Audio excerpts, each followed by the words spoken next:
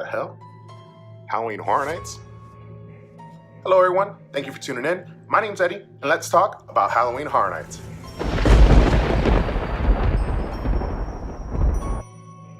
So you're considering going to Halloween Horror Nights, or as it's more commonly known, HHN, for the first time. Or you've been, and you just want to learn a little bit more. I'm going to talk a little bit about what it is, when it started, and a few notable details along the way.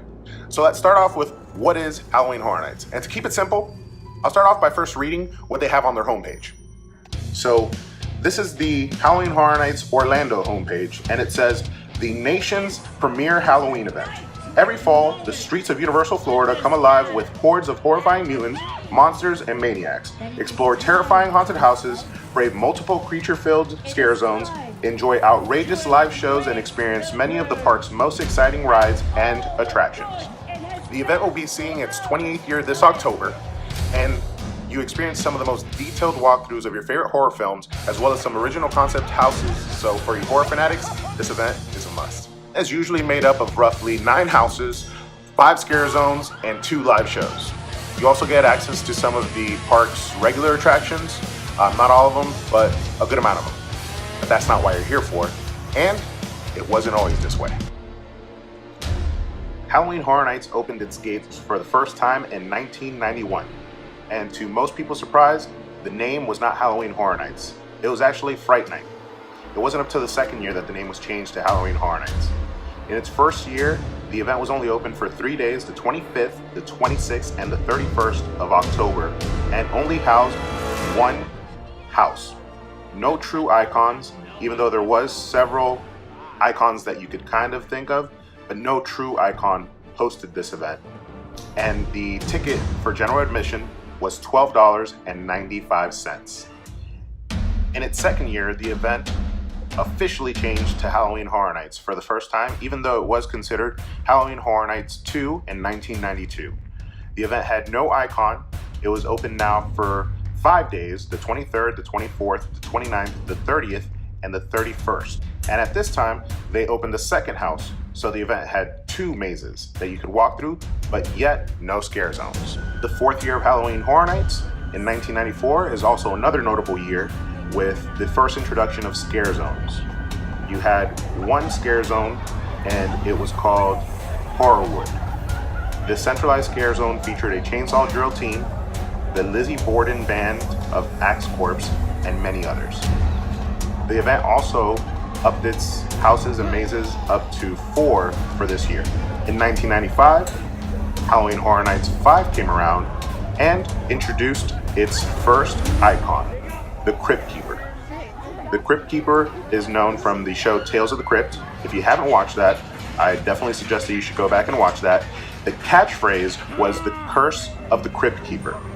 At this time, the ticket prices had increased to $37. The dates now were several additional dates, so it wasn't held down to just 5 days, and you were looking at actually a decrease of houses, going back to 3 houses, but now you had 2 scare zones. In the year 2000, Halloween Horror Nights produced Jack the Clown. You don't know Jack. And he has to be one of the most memorable icons that they've produced to date. Jack has made his appearance in several other Halloween Horror Nights ever since, and also introduced us to Chance the Clown. Halloween Horror Nights 12 in 2002 was named Islands of Fear. The icon of that year was the Caretaker, and the catchphrase was, "Your time has come." This year actually holds a very special place in my heart. It's actually the first time I ever attended the event, and in addition, it was the first time that Halloween Horror Nights was hosted at Islands of Adventure. The next notable year is Halloween Horror Nights 14 in 2004. What's your breaking point? It's the first time and only time that Halloween Horror Nights was split amongst Universal Studios and Islands of Adventure.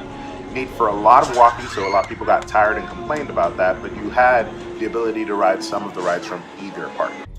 Halloween Horror Nights 16 in 2006 marked another memorable event. It was the 2016 anniversary of Halloween Horror Nights, so Halloween Horror Nights decided to bring back 4 of their top icons. They brought back the Storyteller, Jack, the Caretaker, and the Director. And if you ask me, what would be my top 4? I wouldn't change any of those. That'd be them exactly. Now for the years to come after that, we had many memorable events after: the Carnival of Carnage, Reflection of Fear, ripped from the silver screen, 20 Years of Fear, which was his 20th anniversary. We also had 22, 23, which didn't have a notable name necessarily, but they were great events, all the way to 25, which had the return of Jack, and the Insidious House, which I thought was great. We also had Halloween Horror Nights 26, which was, I believe that was when Chance was our icon, which she did a great job. Now to wrap things up on the video, I'm gonna give you a quick heart-to-heart, just off the top.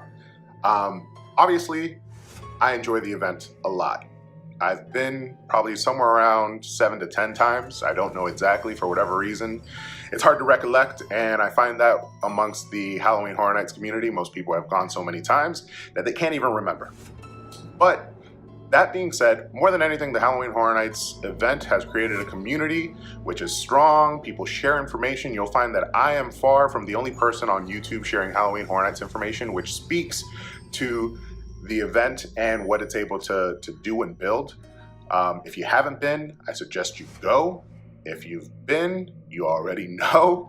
But that being said, I'll see you guys on the next video, and make sure to keep the fear in your hearts and the screams in the park.